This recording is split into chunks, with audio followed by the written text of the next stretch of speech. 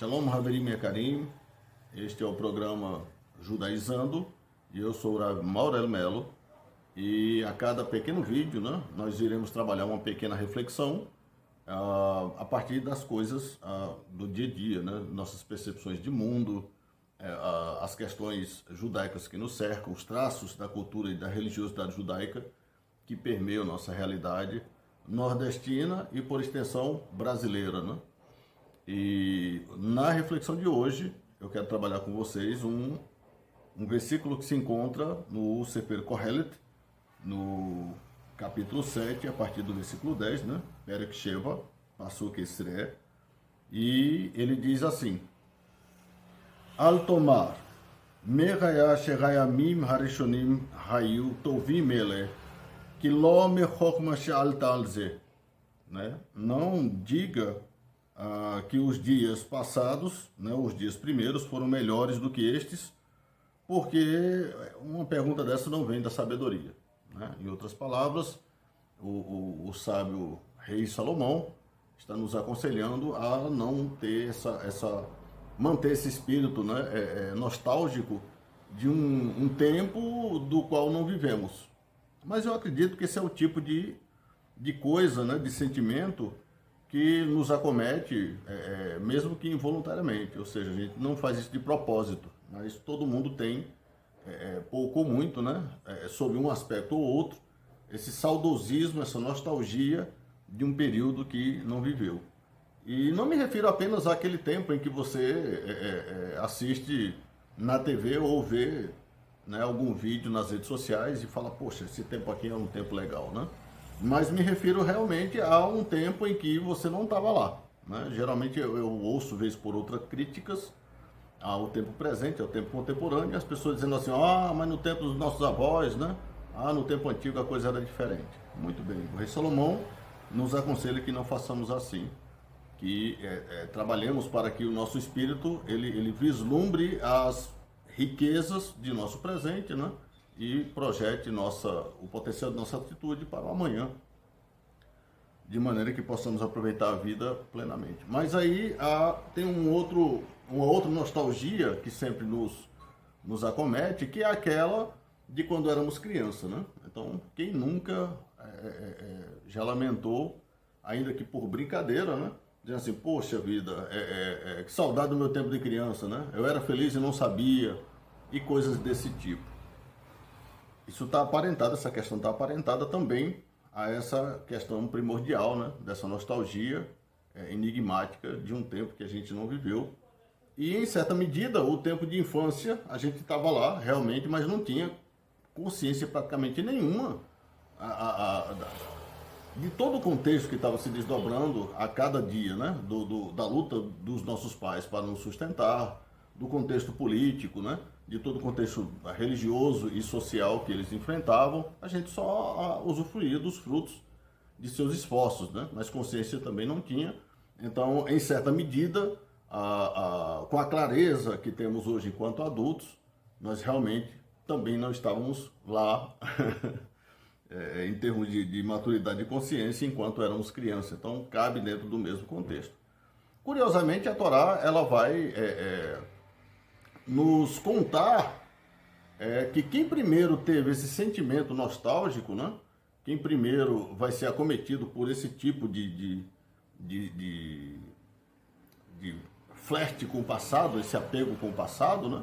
É Adão Avino, Adão, o nosso pai, o pai de toda a humanidade, né? A Torá nos conta que ele, ao cair de nível, né, a partir do momento em que entra em contato com o fruto da sabedoria, né, do conhecimento do bem e do mal, Adão e Eva, serão expulsos do Gan Eden, expulsos do paraíso.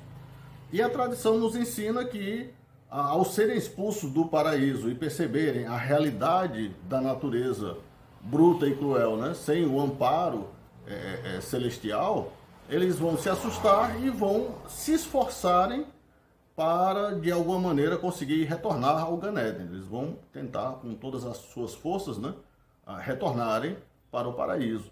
E aí eles ficam tentando, mas aí o Eterno já tinha circulado ali, né, circundado todo o perímetro com com anjos, né, que vão guardar a passagem, não deixando eles entrarem.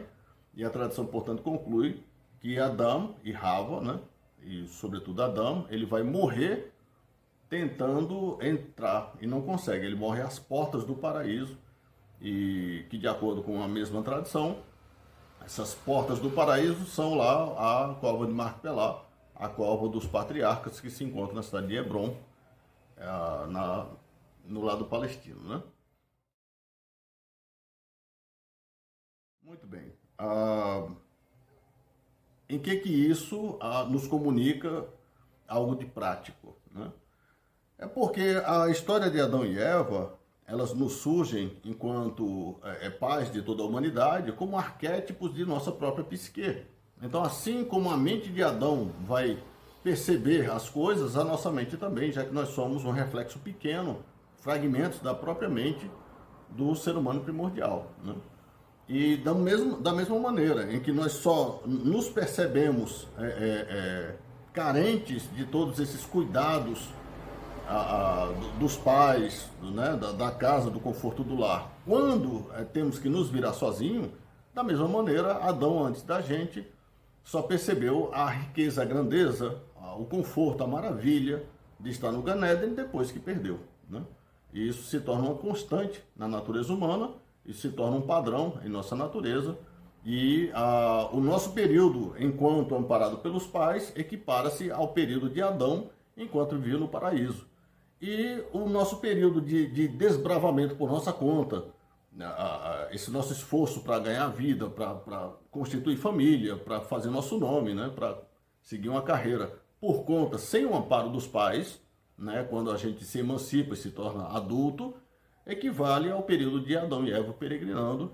E esse seria, nesse sentido, o motivo, o gatilho, né, que acaba acionando essa nossa conexão com um tempo em que nós não tínhamos consciência do bem e do mal que lá se estabeleciam, né, que lá interagiam, mas que, todavia, agora, podendo enxergar com os próprios olhos a dureza da vida, nós acabamos sempre buscando uma maneira de retornar a esta condição primeira, né? Existe na tradição judaica a percepção, de acordo com os sábios, de avançar na vida, que é exemplificada através de dois vocábulos: Hamishir, continuar, né? Seguir, andar, e Kadima. Kadima, avante, né? Seguir avante.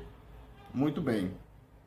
Essas duas palavras, apesar de significarem basicamente as mesmas coisas, todavia elas guardam sentidos ligeiramente diferentes. Lehamshir tem a ver com seguir de uma maneira passiva, né? A vida segue, o mundo segue e você segue também.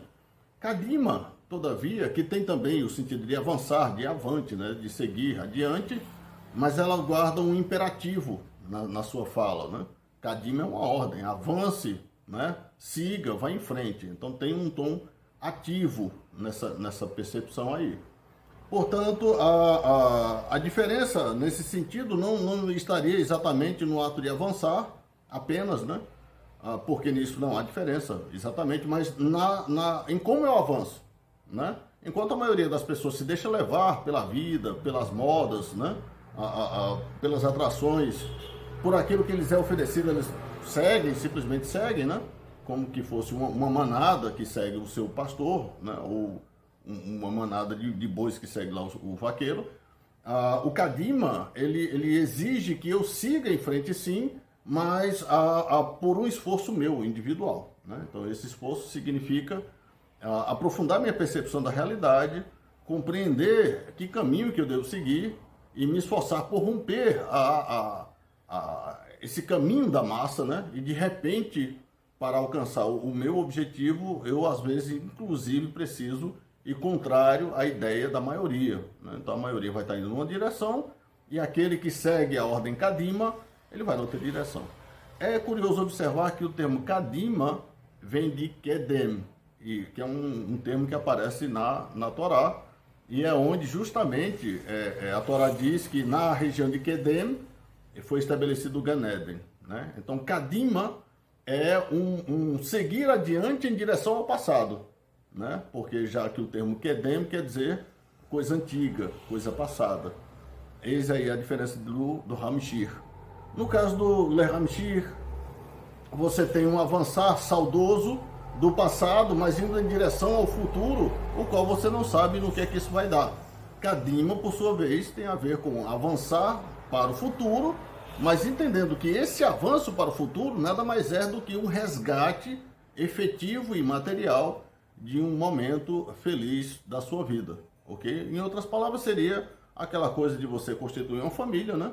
E buscar criar no seu lar aquela atmosfera que você tinha enquanto criança, oferecendo isso também para os seus filhos, para a sua esposa. Ou, quiçá, tem a ver com aquele momento em que, em suas pesquisas, você percebe que era o momento ideal da história, né? E dentro o contexto de suas forças, você tentar materializar isso tanto quanto possível, ainda que a sociedade em volta não coadune com esse seu esforço, né? Lógico que o ideal só há de ser alcançado quando o Mashiach Tzidkenu vier, né? Quando o Olam Rabá se estabelecer.